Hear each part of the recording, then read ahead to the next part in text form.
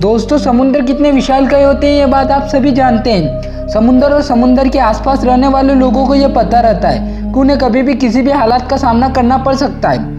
आपको अपनी बोट का ख्याल भी रखना पड़ता है समुद्र के अंदर, क्योंकि वही आपका सुनसान समुद्र के अंदर जीवन रक्षक रूप है। लेकिन कई बार ये ऐसे हालात, ऐसी परिस्थिति खिलाफ हो जाते हैं जिससे इतने बड़े समुद्र में कई बार विशालकाय तूफान हमें बहा ले जाते हैं और कई बार आपकी जान पर भी बन आ जाती है। जो लोग समुद्र में गुम हो जाते हैं उन लोगों की दर्दनाक मौत की कहानियां तो आपने जरूर सुनी होगी।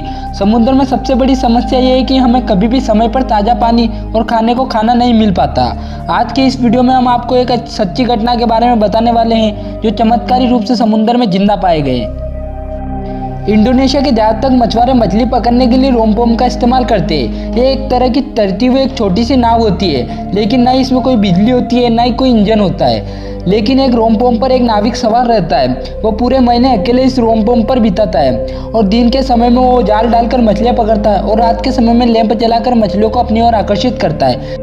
समय के साथ उसके घर वाले उसके लिए पीने के लिए पानी और खाने के लिए खाना पहुंचा देते हैं। ऐसे ही 18 साल के लड़के जिसका नाम एल्बिट आदार था, इंडोनेशिया के तट से रोम्पोम पर पूरे 6 महीने अकेले बिताने के लिए कॉन्ट्रैक्ट साइन कर चला गया।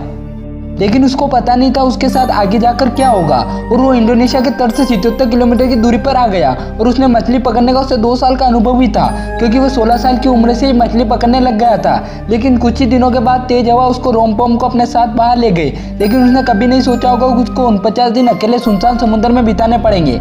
लेकिन बिल्कुल ऐसा ही वो लड़का अकेले समुद्र में इधर उधर हिचकोले खा रहा था। उसने कई किलोमीटर दूर बड़े जहाज़ों को वहां आते देखा, लेकिन बदकिस्मती से जहाज में बैठे लोगों ने इसे नहीं देख पाए।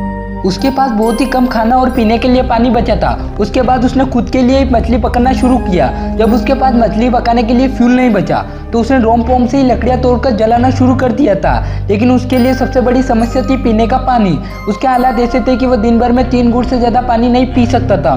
उसके बाद समुद्र के पानी को उसने कई बार फिल्टर कर पीने की कोशिश की और कई हद तक नमक को भी बाहर निकाल लिया। लेकिन बस एक ही उम्मीद से वो रोता रहता था कि उसे बचाने कोई जरूर आएगा।